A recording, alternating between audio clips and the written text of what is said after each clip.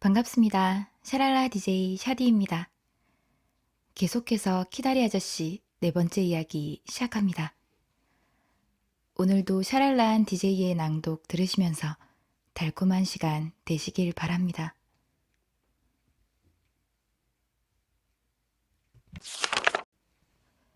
(6월 9일) 키다리 아저씨께. 오늘은 기쁜 날이에요. 지금 막 마지막 시험인 생리학이 끝났거든요. 그리고 3개월 동안의 농장 생활이 시작되는 날이기도 하고요. 저는 지금까지 한 번도 농장에 가본 적이 없어서 농장이 어떤 곳인지 전혀 상상할 수가 없어요. 틀림없이 제 마음에 드는 곳일 거예요. 그리고 제가 지내온 그 어느 곳보다도 자유스러울 거예요. 저는 아직도 존 그리어 고아원에서 나왔다는 것이 실감이 나지 않아요. 가끔 리페 선생님이 저를 데리러 오는 것은 아닌가 하는 생각이 들어 뒤를 돌아보기도 하거든요. 아무튼 올 여름은 누구에게도 걱정을 끼치지 않고 지낼 수 있을 것 같아요. 저는 완전한 어른이 되었답니다. 너무 신나는 일이에요. 이제 짐을 꾸릴 거예요. 상자 3개에다 주전자와 접시와 쿠션과 책을 가득 채워야겠어요. 안녕히 계세요. 주디. 추신. 생리학 시험 문제를 함께 넣어보네요. 아저씨라면 만점 받으실 수 있을까요? 토요일 밤, 로길로 농장에서. 제가 제일 좋아하는 키다리 아저씨. 지금 막 도착했어요. 그리고 농장이 얼마나 마음에 드는지 빨리 알려드리고 싶어서 짐도 풀지 않고 이렇게 편지를 쓰는 거예요. 여기는 천국처럼 멋진 곳이에요. 집은 그림처럼 사각형으로 생긴 오래된 건물이에요. 100년도 더 된 것 같아요. 집의 양쪽에는 베란다가 있는데 제대로 그릴 수가 없어요. 깃털 빗자루같이 생긴 것은 단풍나무예요. 현관으로 가는 길가에 있는 가시가 많은 것은 소나무와 솔송나무랍니다. 이 집은 언덕 위에 있어서 몇 킬로미터에 걸쳐 넓게 펼쳐져 있는 목장을 넘어 몇 개의 언덕이 이어져 있는 곳까지 보여요. 코네티컷주는 파도가 넘실거리는 듯한 지형으로 로길로 농장은 그 파도의 꼭대기에 위치하고 있어요. 이 농장에는 샘플씨 부부와 가정부, 그리고 일꾼 2명이 살아요. 가정부와 일꾼들은 부엌에서 식사를 하고 샘플씨 부부와 저는 식당에서 식사를 하죠. 저녁 식사로는 햄과 달걀, 비스킷, 젤리 케이크, 파이, 피클, 치즈, 홍차가 나왔어요. 샘플씨 부부와 저는 여러 가지 이야기를 나누며 식사를 했어요. 저는 여태껏 제가 다른 사람들을 즐겁게 해줄 수 있다는 것을 전혀 모르고 있었어요. 제가 하는 말은 뭐든지 웃으시거든요. 하긴 지금까지 한 번도 농장에 와본 적이 없었으니까 제가 묻는 말들이 모두 황당하게 들리는 것일지도 모르겠어요. 그림에서 X 표시를 한 곳은 살인사건이 일어난 현장이 아니라 제가 묵고 있는 방이에요. 넓고 네모난 방인데 낡았지만 그래도 멋지게 생긴 가구와 나무 막대로 밀어서 여는 창문, 그리고 너무 오래되어서 녹이 쓴 철사 장식이 달린 해를 가리기 위해 설치한 녹색 차양이 있답니다. 그 외에도 커다란 마호가니 책상이 있는데 저는 이 책상에서 여름방학 내내 소설을 쓸 생각이에요. 아저씨, 가슴이 왜 이렇게 설레죠? 여기저기 보고 싶은 곳이 너무 많아서 날이 셀 때까지 기다릴 수가 없을 정도예요. 지금은 오후 8시 30분이지만 저는 촛불을 끄고 잠을 자려고 해요. 이곳 사람들은 모두 5시면 일어나거든요. 이렇게 즐거운 곳이 또 있을까요? 제가 정말 주디인지조차 잊어버린답니다. 아저씨와 하느님이 제게 분에 넘치는 선물을 주셨어요. 그 은혜에 보답하기 위해서라도 정말로 정말로 멋진 사람이 되어야겠어요. 저는 틀림없이 그렇게 될 거예요. 지켜봐 주세요. 안녕히 주무세요. 주디. 추신. 개구리 노랫소리와 새끼 돼지의 울음소리를 들려드리고 싶어요. 그리고 초승달도 보여드리고 싶고요. 저는 오른쪽 어깨너머로 초승달을 보았답니다. 오른쪽 어깨너머로 초승달을 보며 소원을 빌면 그 소원이 이루어진대요.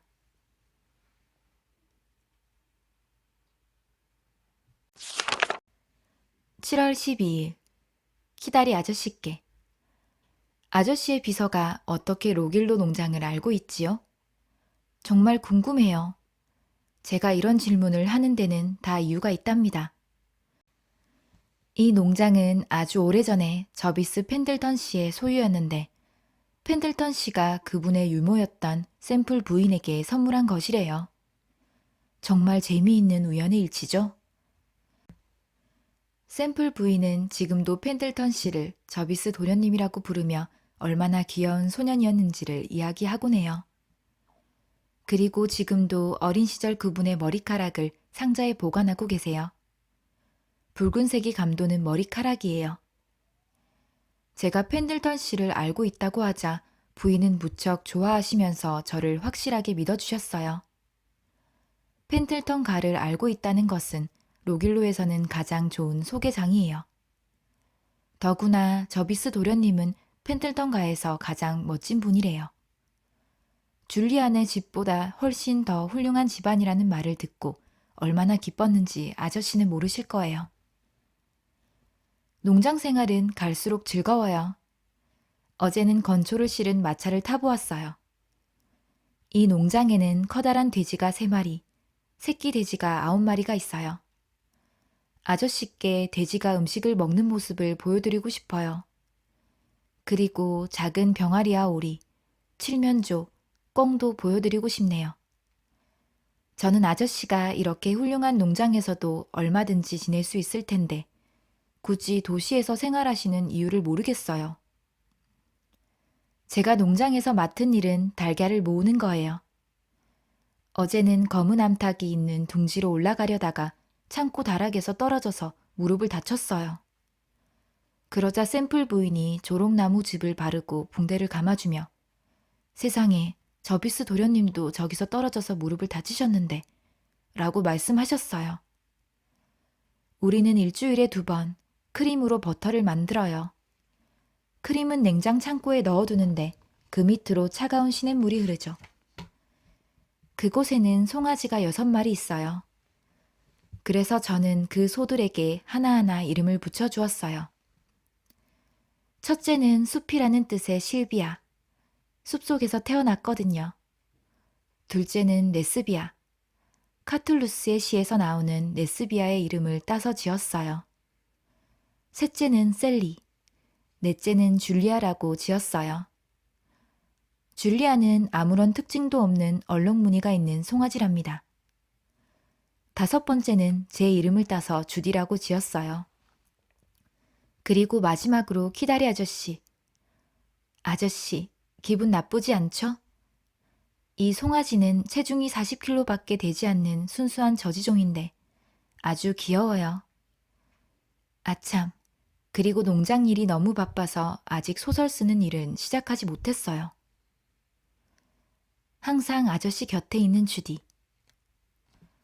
추신 하나, 도넛 만드는 방법을 배웠어요. 추신 둘, 아저씨께서 병아리를 기르고 싶으시다면 버프 오필턴 종을 추천할게요. 솜털이 별로 없거든요. 추신 셋, 어제 만든 버터를 아저씨께 보내드리고 싶어요. 저는 버터를 아주 잘 만들거든요.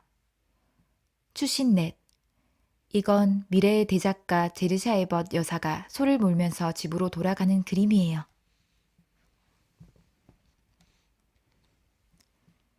일요일.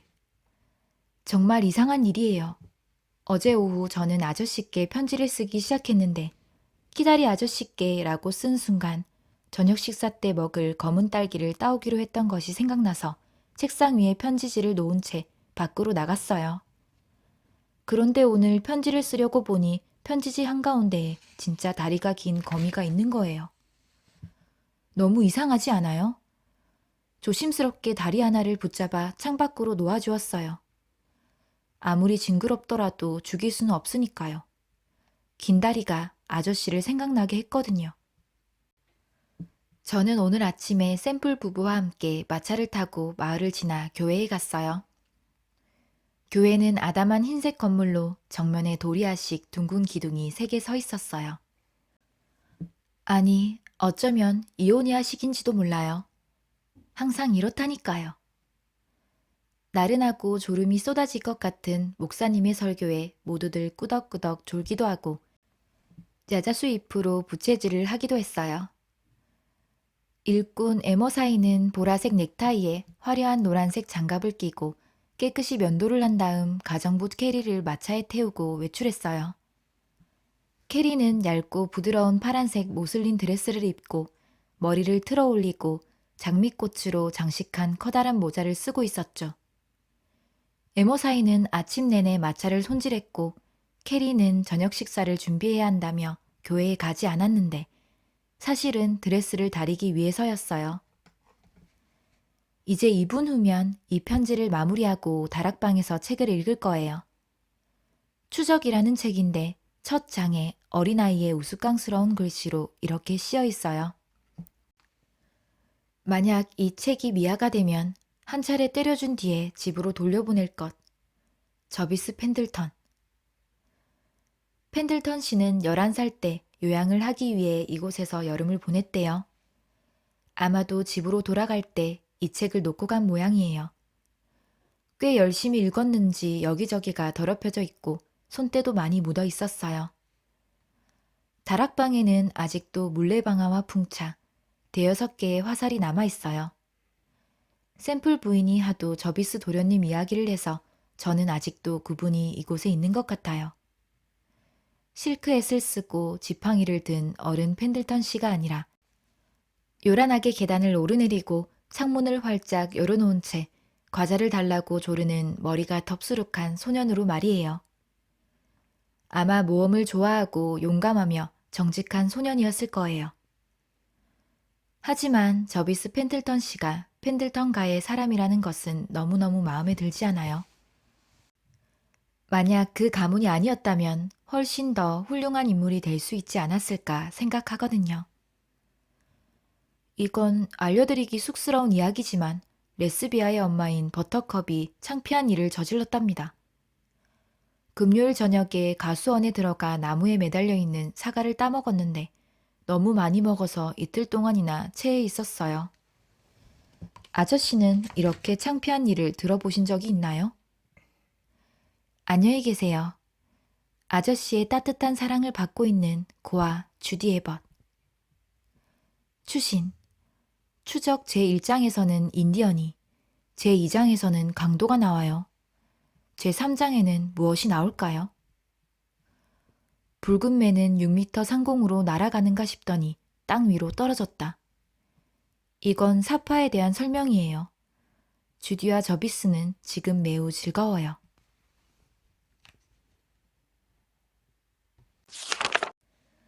9월 15일.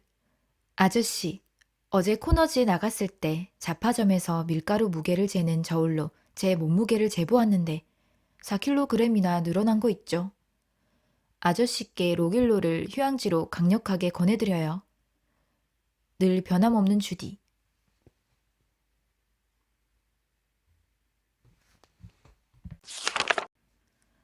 2학년이 되어서 9월 25일 키다리 아저씨께 아저씨, 이제 저는 2학년이 되었어요.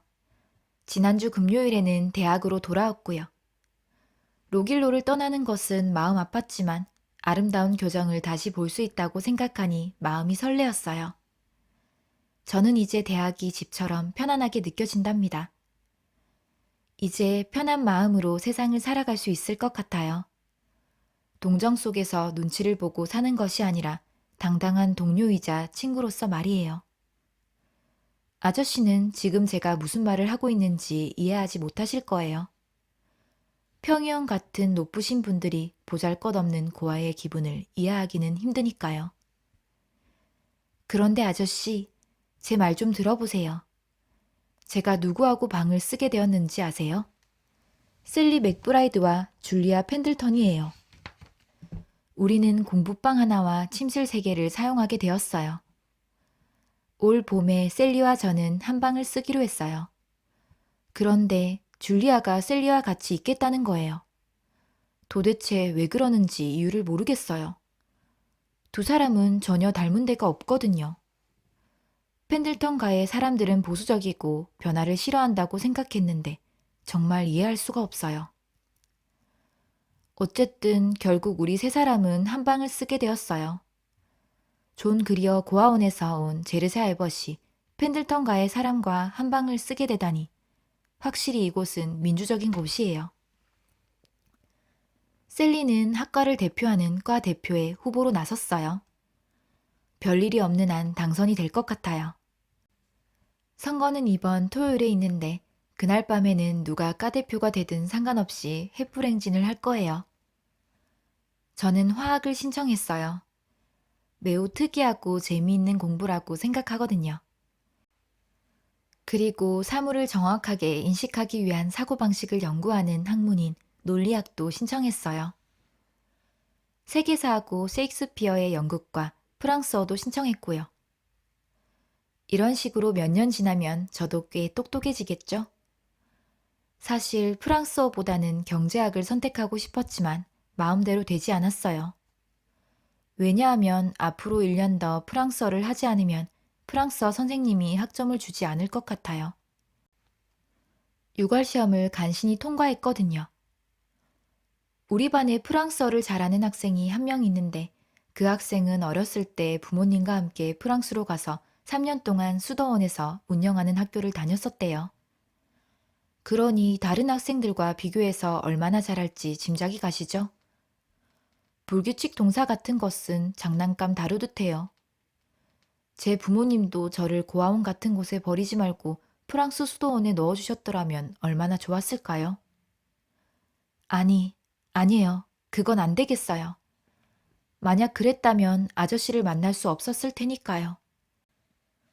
저는 프랑스어보다 아저씨를 만날 수 있게 된 것이 더 좋아요.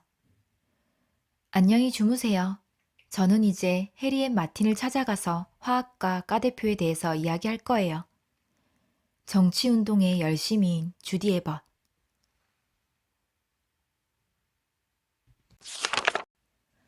10월 17일 키다리 아저씨께 만약 체육관의 수영장이 레모냥 젤리로 가득 차 있다면 수영을 하는 사람이 떠 있을까요? 가라앉을까요? 우리는 식사를 마친 뒤에 레몬 젤리를 먹으면서 이것에 대해 30분 동안 이야기했지만 아직 어떠한 결론도 내리지 못했어요. 셀리는 수영할 수 있다고 하지만 저는 아무리 수영을 잘하는 사람이라도 금방 가라앉을 것 같아요. 레몬 젤리 속으로 빠진다니 상상만 해도 재미있어요. 그것 말고도 2가지를 더 이야기했는데 하나는 팔각형으로 이루어진 집의 방은 어떻게 생겼을까였어요.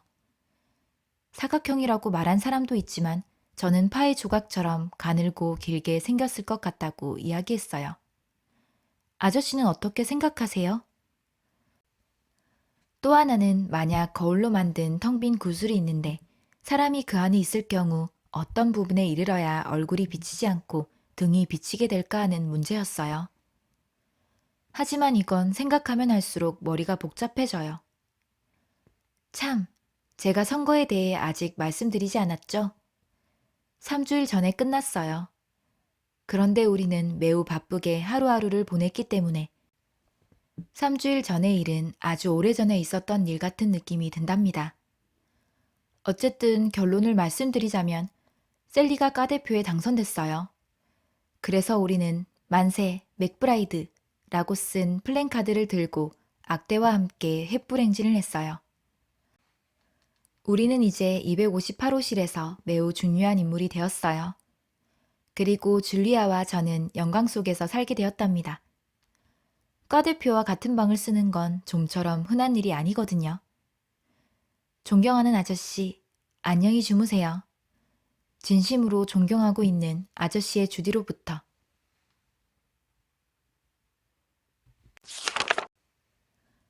11월 12일 어제 농구 시합을 했는데 1학년을 이겼어요. 물론 기분이 좋았지만 3학년을 이기지 못해서 아쉬움이 조금 남아요. 셀리가 방학 때 매사추세츠 주의 휴스턴에 있는 자기 집으로 저를 초대했어요. 정말 좋은 친구예요. 꼭 가고 싶어요. 저는 지금까지 로길로 말고는 평범한 집에 가본 적이 없거든요. 그리고 샘플씨 부부는 어른인데다 나이가 많아서 평범한 집안의 분위기는 별로 느낄 수 없었어요. 셀리 맥브라이드의 집에는 아이들이 적어도 두세 명은 있을 거예요. 게다가 아버지, 어머니는 물론 할머니와 앙고라 고양이까지 있대요. 그야말로 갖출 것은 다 갖춘 집이죠. 트렁크에 이것저것 물건을 담아 외출하는 것이 기숙사에 남아있는 것보다 훨씬 즐거운 일이에요. 그래서 저는 너무너무 기뻐서 벌써부터 가슴이 두근거린답니다. 7교시인데 연극 연습을 해야 해요. 제가 추수감사절 연극에 나가게 되었거든요. 저는 비로드로 만든 멋진 옷을 입고 금발의 왕자님이 되어 탑안에 있을 거예요. 멋지죠? 안녕, 주디. 토요일. 제가 어떻게 생활하는지 보고 싶지 않으세요? 레오노라 펜튼이 찍어준 삼총사의 사진을 보내드려요. 환하게 웃고 있는 아가씨가 셀리, 점잔을 빼며 서 있는 키 큰 아가씨가 줄리아, 그리고 머리카락을 휘날리며 서 있는 사람이 바로 저예요. 실물은 사진보다 훨씬 더 나은데 햇빛 때문에 눈이 부셔서 인상을 찌푸리고 말았어요.